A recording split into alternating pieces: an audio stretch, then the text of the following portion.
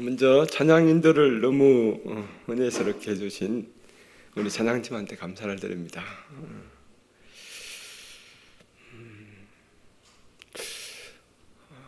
찬양을 하면서 참 많이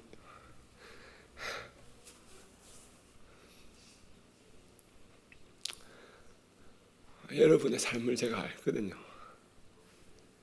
마지막 가사에 아버지 내가 여기 싸우니 주님의 영광에 나를 써주세요. 주님의 나라를 위해서 하세요.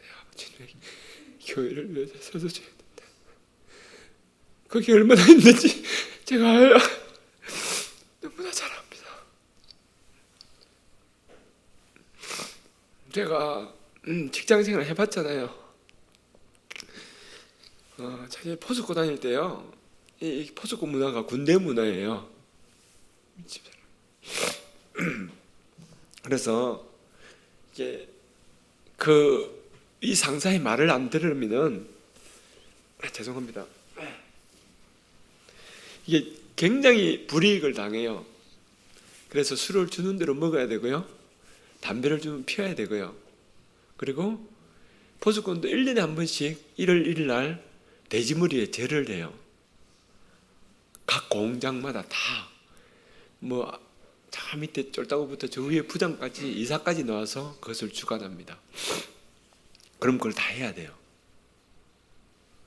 제가 했겠어요? 안 했겠어요? 안 했어요. 그래서 불이익을 엄청 당했어요. 술을 주면 안 받았거든요. 그래서 가정교육이 안 된 놈이라고 오해도 받고, 담배를 주는데도 어른이 주는 담배를 거부한다고 피해도 많이 받았어요. 이거 직장생활 안 해본 사람은 그런 걸 잘 몰라요. 근데 오늘 마지막 가사에 거기 나오는데, 제가 여러분 마음을 알잖아요. 다 직장생활 해봤고 사회생활 해보셨으니까. 목사님은 목회만 하셔서 그것을 잘 모를 수가 있어요. 근데 하나님 얼마나 은혜를 오늘 주시는지, 하나님 제가 이들의 삶을 아는데 그 어려운 삶을 저들이 어떻게 이겨낼 수가 있습니까? 하나님이 도움이 없으면 절대로 못 이깁니다. 성령님, 저들을 이길 수 있도록 도와주세요.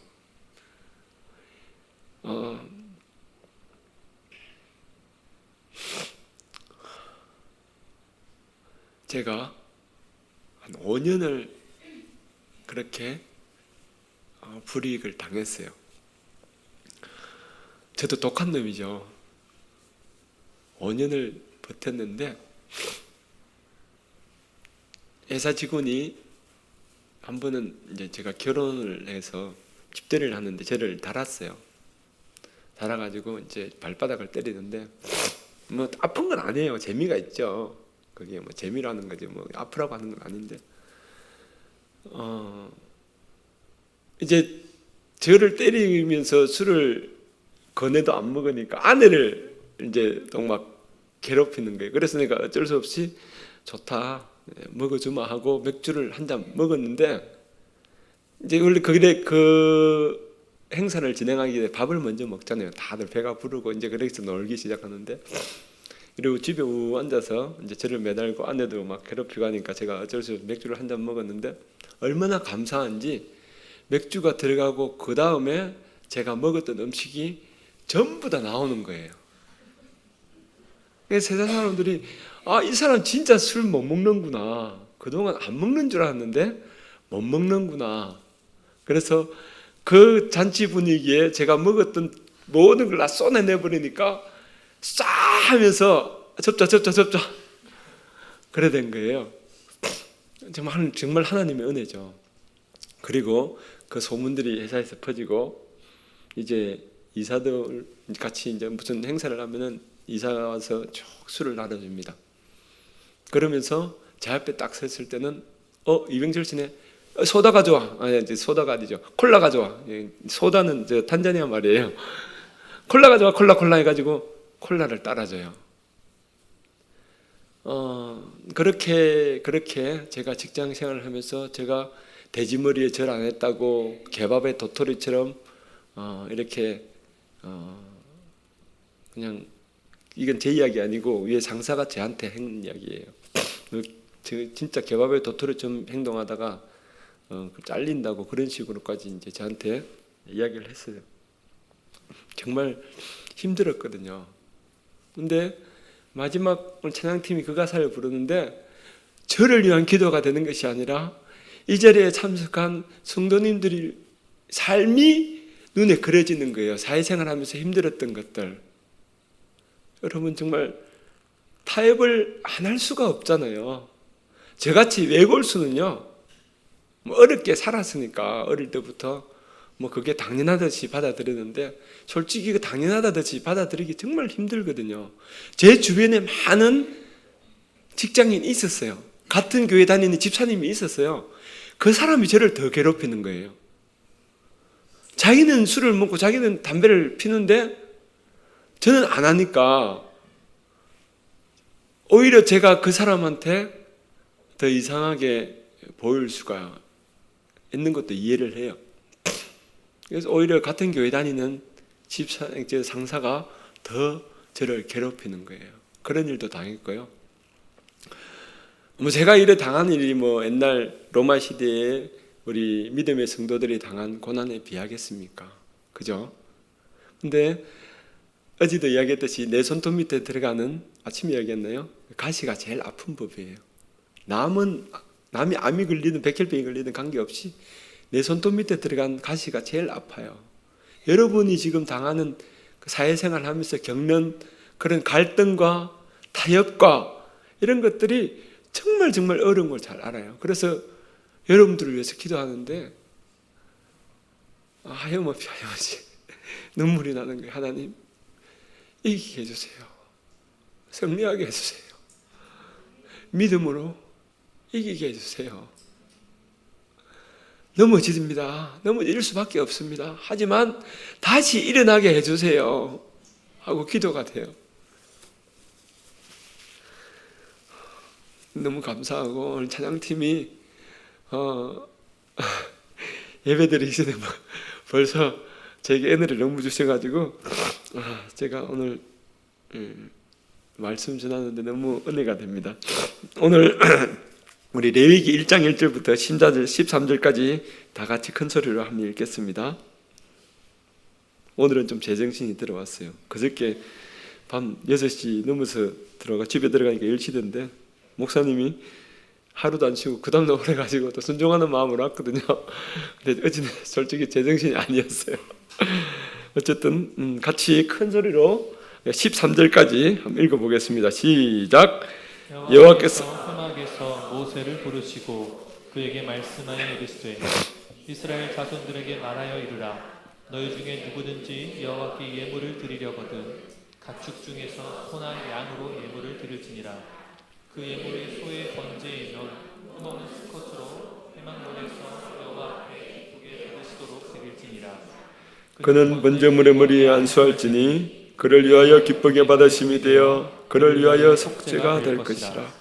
그는 여호와 앞에서 그 수송아지를 잡을 것이요 아론의 제사장들은 그 피를 가져다가 회막문 앞 제단 사방에 뿌릴 것이며 그는 또 그 번제물을 가죽을 벗기고 각을 뜯을 것이요 제사장 아론의 자손들은 제단 위에 불을 붙이고 불 위에 나무를 그려놓고 아론의 제사장들은 뜬 각과 머리와 기름을 제단 위에 불 위에 있는 나무에 그려놓을 것이며 그 내장과 정강이를 물로 씻을 것이요 제사장은 그 전부를 제단 위에서 불살라 번제를 드릴지니 이는 화제라 여호와께 향기로운 냄새니라. 만일 그 예물이 가축대의 양이나 염소의 번제이면 흠없는 수컷으로 드릴지니 그가 제단 북쪽 여호와 앞에서 그것을 잡을 것이요 아론의 자손 제사장들은 그것의 피를 제단 사방에 뿌릴 것이며 그는 그것에 각을 뜨고 그것의 머리와 그것의 기름을 베어낼 것이요 제사장은 그것을 다 제단 위에 불 위에 있는 나무 위에 버려놓을 것이며 그 내장과 정강이를 물로 씻을 것이요 제사장은 그 전부를 가져다가 제단 위에서 불살라 번제를 드릴지니 이는 화제라 여호와께 향기로운 냄새니라. 아멘. 오늘 레위기 1장 1절에 보면 번제에 대해서 나옵니다. 제가 오늘 먼저 미리 드릴 것은 예배자의 모습이라는 제목으로 말씀을 드릴 거예요. 근데 이 레위기를 왜 읽었느냐, 예배자하고 무슨 관계가 있느냐, 읽어보면은 예배자가 어떻게 제사를 드리는지 자세하게 나와요. 여러분 그동안 여러분들이 가져온 예물을 헌금을 드렸잖아요, 그죠? 그것처럼 이스라엘 백성들도 자기가 죄를 지으면 그걸 번제를 드릴 때 그 황소나 염소나 이렇게 가져옵니다. 흠 없는 것으로 가져와요. 근데 성전이 한 곳밖에 없어요. 예루살렘 한 곳밖에 없어요. 그러면은 저 베델이나 저 북쪽에 갓 족속들은 데려올 때 한참을 걸립니다. 한 열흘 이상, 보름 이상을 걸어서 그 소를 데리고 와야 돼요. 근데 멀쩡한 소를 우리가 흠없는 수소를 데리고 왔어요. 데려오다가 이 염소가 다리가 삐끗해서 쩔뚝거려요. 그러면 그게 제물이 되겠어요? 안 되겠어요? 안 되죠. 그럼 어떻게 해요? 다시 돌아가야 돼요. 다시 자기 집에 들어가서 또 흠없는 수소를 또 골라서 또 데려가야 돼요. 그렇게 데리고 왔어요. 그는 번제물의 머리에 안수할지니 그를 위하여 기쁘게 받으심이 되어 그를 위하여 속죄가 될 것이라. 다음 5절요. 그는 여호와 앞에서 그 수송아지를 잡을 것이요 제사장은 여호와 앞에서 그 수소장을 잡을 것이요라고 안 되어 있죠, 그죠? 그는 누가요? 송아지를 가져온 사람이 잡아요. 안수는 왜 해요? 내가 가진 죄가 소한테 전이되도록 안수하는 거예요. 그래서 소를 가져온 사람이 소머리에 안수하는 거죠. 그리고 제사장이 소를 죽이는 것이 아니라 내가 죽이는 거예요. 여러분 소 죽여보셨어요? 여러분 동물 죽을 때까지 때려보셨어요? 여기서 그렇게 해본 사람 아무도 없어요. 이게 제사는요, 옛날의 제사는 지금의 예배는 그렇게 드렸던 겁니다. 여러분 죽을 때까지, 내 자신이 죽을 때까지 하나님 앞에 드리는 거예요. 내 죄가 없어질 때까지. 그리고 가죽을 벗기고 각을 떼요. 누가 해요? 제사장이요? 아니요. 소를 가져온 사람이에요.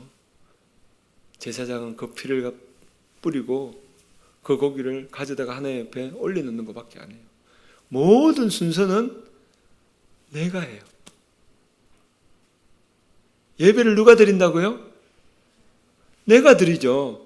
목사님이 내 예배 대신 드려요? 그럼 온라인으로 11조 넣고 감사한금 넣고 집에서 TV 보면 되죠. 안 그런데 하나님 그걸 원하지 않으세요. 내가. 구약의 말씀이 신약의 말씀과 배제되는 게 전혀 없어요. 똑같아요. 그래서 로마서에 보면은 산제사 드린다고 했잖아요. 산제물로 드린다 했잖아요.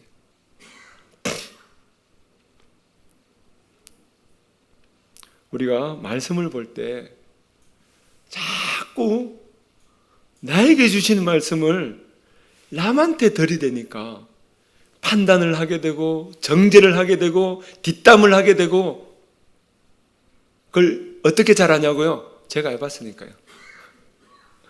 여러분보다 제가 더 많이 해봤어요.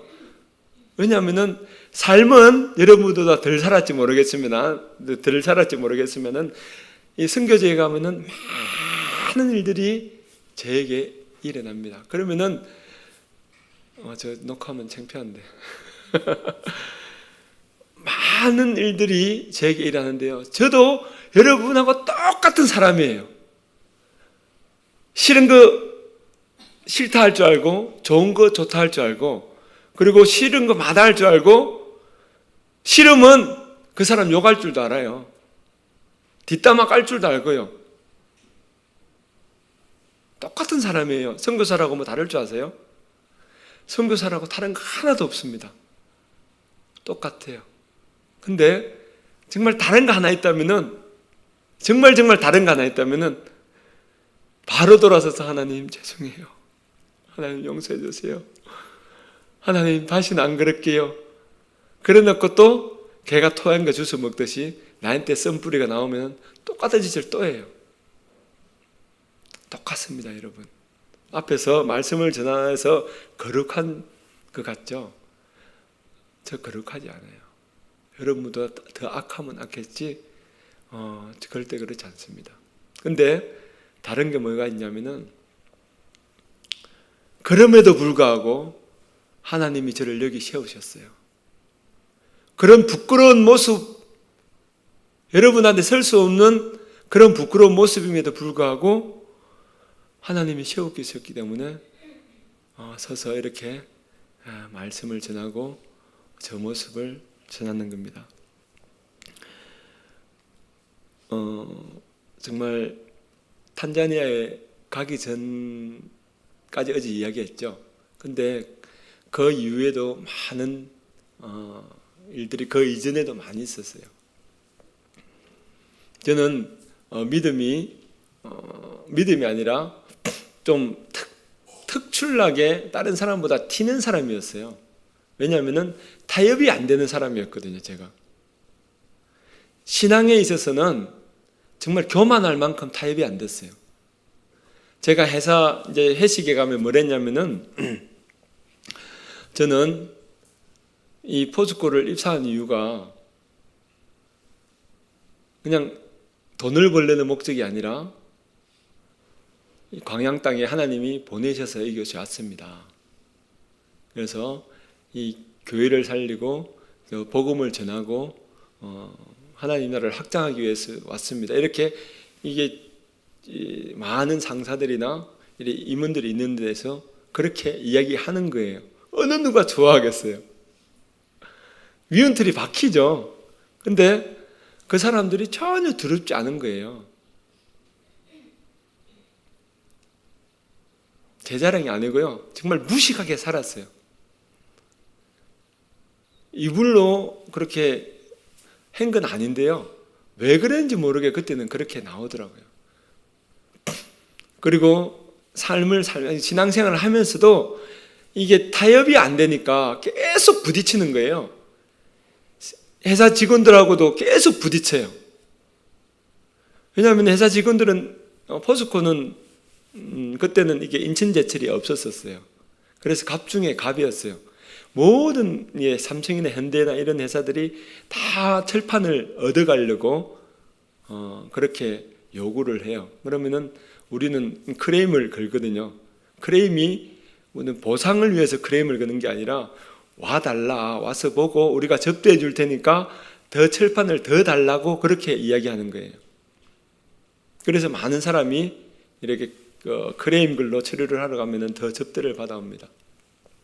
그런 가운데 저희들이 가면은 엄청난 접대를 해요. 엄청난 접대라는 게 이게 타락의 낭떠러지로 떨어지는 겁니다.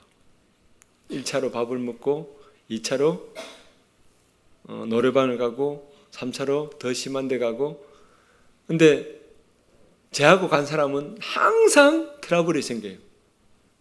1차 밥 먹고 딱 끊고 집으로 오거든요. 그러니까 트러블이 생길 수밖에 없죠. 근데 정말 그때는 왜 그랬는지 그게 저는 너무 좋았어요.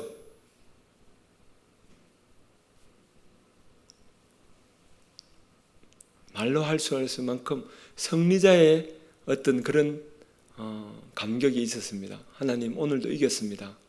하나님 오늘도 이겼습니다. 근데 그게 지금에 와서 보면은 교만이었던 것 같아요. 그냥 조금 빠져주고 그들끼리 해도 될 텐데 억지로 다 데리고 오고 그 판을 깨는 그런 트러블 메이커가 되는 모습들이 있던 것 같아요. 야, 그거 너무 죄야. 그렇게 가지 마. 그냥 집에 가서 같이 자. 내가 술 사줄게. 그러니까 호텔에 가서 그런 식으로 제하고 간 사람들은 항상 끝났어. 그냥 조용히 자다 가자. 이런 식으로 되는 거죠. 그래서 많은 사람이 저를 좀 배척하는 그런 삶을 일부러 살았는지 모르겠지만 제 아내는 참 많이 힘들었습니다.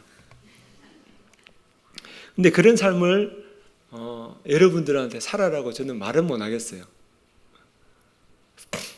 근데 그렇게 살아야 됩니다, 여러분. 그게 하나님 기뻐하는 삶이에요. 그게 힘들어요. 알아요, 힘든지. 온갖 욕은 다 들어요. 지 혼자 잘난 놈, 지만 잘난 놈, 지만 깨끗한 놈. 근데 그런 욕을 들으셔야 돼요. 지금 기독교가 개독이니 개목이니 온갖 욕을 듣는 이유가 우리가 그렇게 살지 못해서 그렇습니다. 그들은 우리에게 그런 삶을 요구해요. 말은 안 해서 그렇지 그런 삶을 요구합니다. 근데 우리는 그들과 타협해요. 그러면은 그들이 우리를 보고 뭐라 하는지 아세요? 에휴, 저 똑같은 놈들이 그렇게 우리를 욕합니다. 근데 우리가 그렇게 하면요, 처음에는 그런 말이 나오지만은 뒤에는 저 사람은 믿을 수 있어. 정직해, 깨끗해. 무슨 일을 맡겨도 잘할 거야. 정말 그렇게 됐어요. 제가 우리 동기들 중에서 진급이 제일 빨랐거든요. 많은 사람이 저를 손가락질하고 트러블 메이커를 해도 아는 사람은 저를 정직한 사람으로 인정을 해줬어요. 그게 하나님의 비밀입니다. 세상과 타협하지 마세요. 이기세요. 제가 정말 사도 바울이 이렇게 이야기했어요. 그 성경 읽으면서 야, 정말 대단한 사람이다.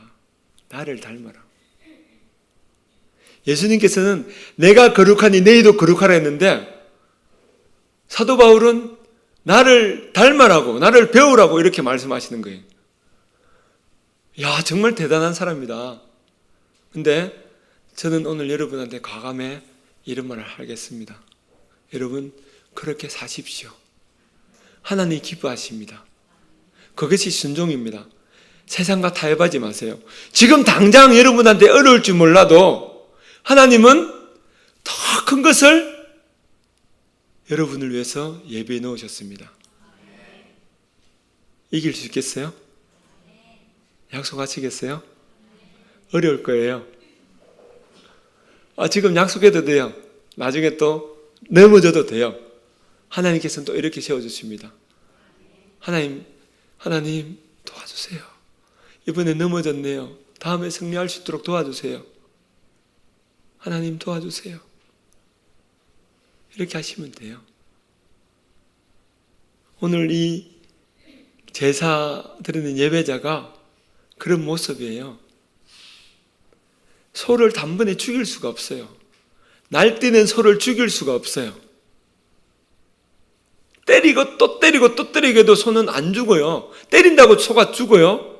생명을 끊어야죠. 한 방에 그 정수를 치든지 목줄을 따야 됩니다. 얼마나 어려워요. 아무나 못 하거든요. 근데도 제사를 드리는 사람은 그렇게 해야 돼요. 그래야 그게 제물이 되니까요. 제물이 그냥 나옵니까? 우리의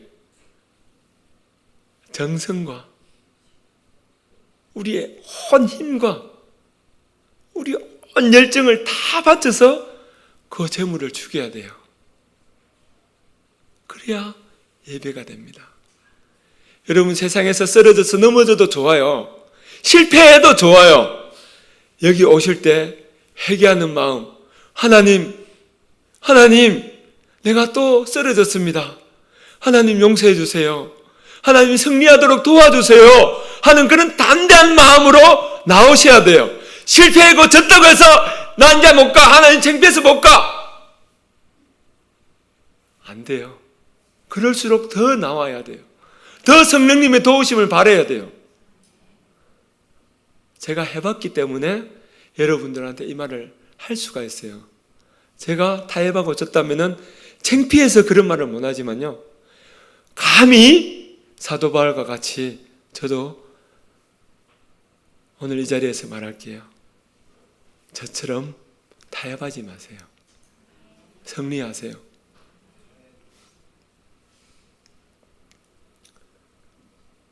소를 죽이는 그 어려움, 그 힘듦, 우리 안 해봤잖아요. 저도 안 해봤어요. 근데 성경에 읽으면은 그것이 뚜렷이 나와요. 그 소를 죽이는 사람이 각을 뜨면서 이게 다리가 안 잘리거든요. 칼로 다리가 안 잘려요. 일반 사람은 다리를 못 잘라요. 어떻게 했어요? 칼로 내리쳐요. 그러면 살점이 튕깁니다. 여기도 묻고 저기도 묻고 막 온몸이 핏덩어리가 돼요. 그러면서 그 제사를 드리는 사람 마음이 어떻겠어요?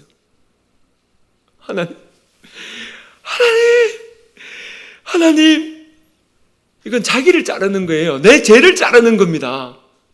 그만큼 제사가 힘든 거예요. 근데 오늘날은 예배가 너무 쉬워요. 왜요? 예수님께서 다 이뤄 놓으셨기 때문에. 예수님께서 단번에 자기 몸을 들여 제사를 드렸잖아요. 우리는 믿기만 하면 돼요. 이렇게 편하게 예수님께서 우리를 대신해서 제물로 올려주셨어요. 예수님 앞에 나오시기 바랍니다. 세상에서 져도 돼요. 넘어져도 돼요. 나오세요.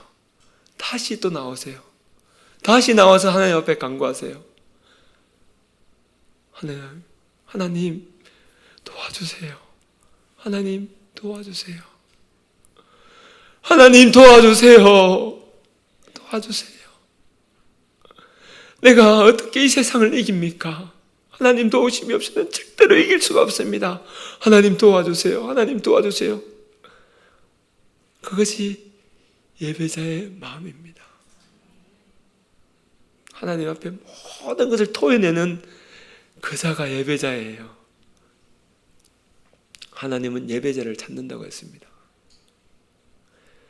제가 그곳에 모슬렘 땅에서요, 아침 저녁으로 예배를 드립니다. 그게 무슨 소용이 있겠냐고 세상 사람들은 그렇게 이야기할 수 있어요. 근데 그 예배가 없는 땅에서 아내와 저는 아침 저녁으로 하나님 앞에 예배를 드려요. 예배를 드릴 때마다 하나님이 기뻐하심을, 하나님이 춤추시는 것을 바라봅니다. 아들아, 정말 고맙다. 이 예배가 없는 땅에, 분명히 이게 내 땅인데 내 백성을, 나를 잃어버리고 모르는 이 땅에 네가 나를 인정해줘서 고맙다. 하나님이 이 예배를 얼마나 기뻐 받으시는지 몰라요. 여러분, 이 예배당에 오실 때요, 하나님이 여러분을 얼마나 기뻐하시는지 하나님 여러분 깨달으시기 바랍니다. 여러분 한 사람 한 사람이 여기 와서 예배드리는 그 앉아있는 그 모습이 하나님이 얼마나 기뻐하시는지, 하나님이 춤추는 모습을 여러분 좀 알아주셨으면 좋겠어요. 그것이 아버지의 마음입니다. 오늘 아버지께서, 우리 하나님께서 여러분이 앉아 계시는 이 모습이 정말 기뻐하세요. 비록 내가 세상에 패배자로 나왔지만은 하나님의 도우심을 바라면서 다시 하나님한테 아뢰면서 하나님 도와주세요. 하나님 도와주세요 하는 그 모습을 하나님 얼마나 기다리시는지 몰라요. 새벽마다 울부짖는 사람이 있는 반면에 또 새벽마다 눈물로 소리 없이 우는 자들도 있고요. 새벽마다 하나님 앞에 나와서 하나님 오늘도 승리자의 모습으로 갖추게 해달라고 기도하시는 분도 있고요. 각자의 다 기도 제목이 다르지만은 그 기도 제목을 하나님께서 다 들으세요. 그리고 여러분들 도와주기를 원하세요. 항상 도와주기를 원하는데 그 기도가 끝나면은 여러분 하나님의 음성을 잊어버려요. 세상에 나가서 오늘 내가 기도했던 것, 오늘 내가 하나님 앞에 다짐했던 것, 예수님 잠깐만 기다리세요. 잠시만 뒤에 계세요. 내가 주인이 돼서 또 났습니다. 그리고 또 교회 와요. 하나님 그래도 기뻐하세요. 언젠가는 돌아올 날을 기다리시니까요. 탕자의 아버지를 우리가 바라봅시다. 탕자의 아버지는 그 당시에 많은 재물을 가지고 있었어요. 많은 재물이 있다는 것은 많은 정보량을 가지고 있다는 겁니다. 탕자가 어디 있는지 몰랐을까요? 아버지가 탕자가 어디 있는지 몰라서 데려올 줄 몰랐을까요? 아니에요. 아버지가 진짜 바라는 마음은 이 큰아들이 가서 작은 아들을 데려오면 좋겠는데, 큰아들은 아버지의 마음을 몰라요. 작은 아들이 미워요. 저 놈의 새끼, 저 나쁜 놈의 새끼. 죄송합니다. 그 당시에 탕자가 했던 일은요, 돌 맞아 죽을 일이에요. 율법에. 그래서 정말 나쁜 자식입니다. 그래서 큰형은 탕자가 너무너무 싫어요. 왜냐하면 탕자가 돌아오면은 돌에 맞아 죽기 때문에요. 근데 아버지는 안 그래요. 아버지는 탕자가 어디 있는지 알아요. 그 애가 어떻게 지냈는지 알아요. 우리 아버지가 우리가 어떻게 지냈는지 몰랄까요? 세상에 타협하고 세상에 넘어지는지 우리 하나님이 우리가 어떻게 지냈는지 모르실까요? 다 알아요. 아버지도 압니다. 탕자의 아버지도 다 압니다. 그러나 기다려요. 돌아올 때까지. 여러분들이 세상과 타협하고 세상에 넘어지더라도 아버지는 오늘 역시도 여러분들이 하나님 앞에 돌아오시기를 바라는 마음이에요. 그래서 그 아들이 오면 어떻게 해요? 목을 끌어안습니다. 왜 목을 끌어안을까요?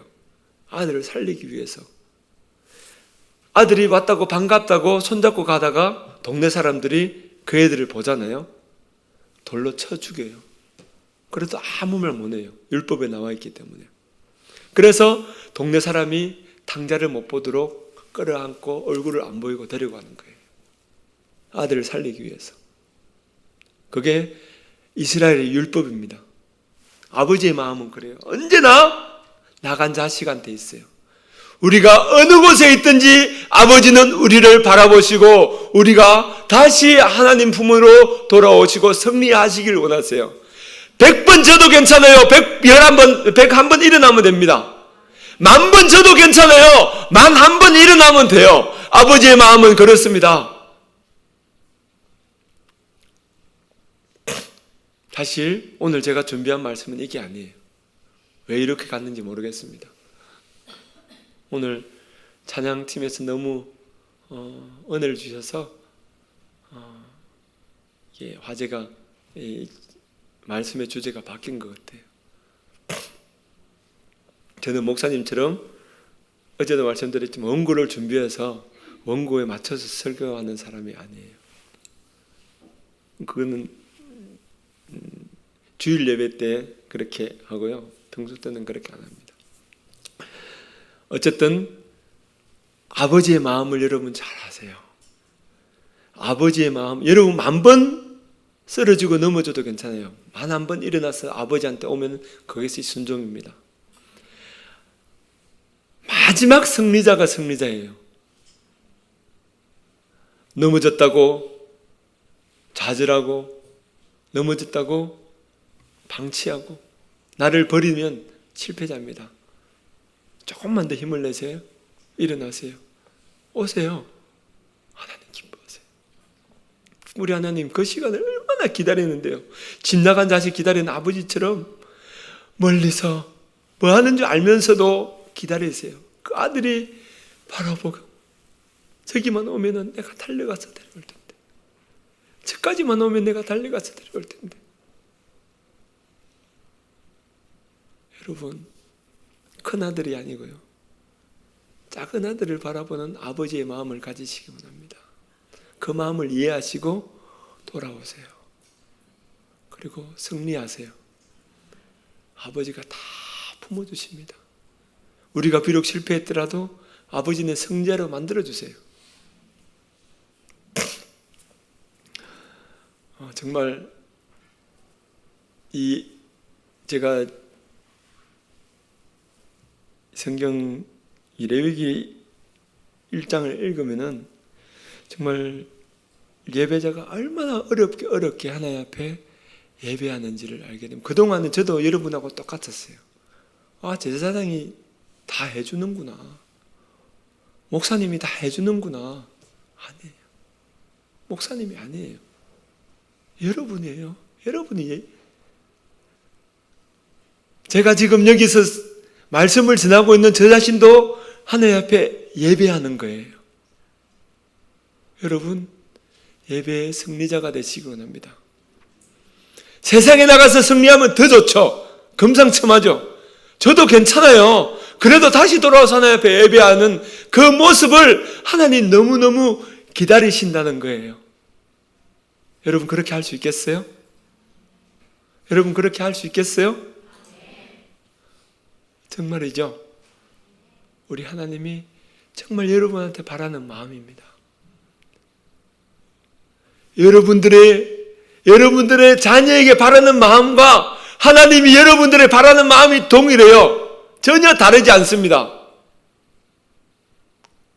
왜냐하면 우리가 하나님을 닮았기 때문이죠.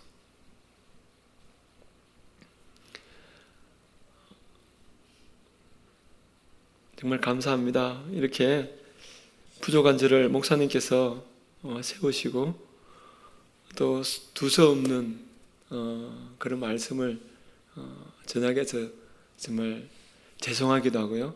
또 하나님께서 저를 이렇게 이끌어 가시는 것 같아요. 오늘 분명히 제가 예배 전에 목사님하고 이야기할 때는 오늘 목사님 이런 제목으로 이런 대충 이야기로 설교하기로 했는데 그렇게 이야기했거든요. 근데 전혀 지금 다른 방향으로 가서 저도 왜 이랬을까? 오늘 정말 우리 성도들에게 이 말씀이 필요한가 보다 하고 그런 위로를 받습니다. 하지만 여러분들도 오늘 제 말씀에 좀 부족했지만은 작은 위로라도 큰 위로는 아니지만 작은 위로라도 받고 10,000번 넘어져도 11,000번째는 여기 와서 앉아 계시는 모습을 하나님 앞에 보여주셨으면 좋겠어요. 내일은 정말 오늘 못했던 그 말씀을 할 수 있으면 좋겠습니다. 왜냐하면요, 제가 이 말씀을 준비할 때는 마지막 설교라고, 목요일이 목사님 처음 하실 때 마지막 설교라고 준비했거든요. 근데 이게 굉장히 강해요. 이게 잘못하면 시험 될 수 있는 그런 말씀이기도 해요.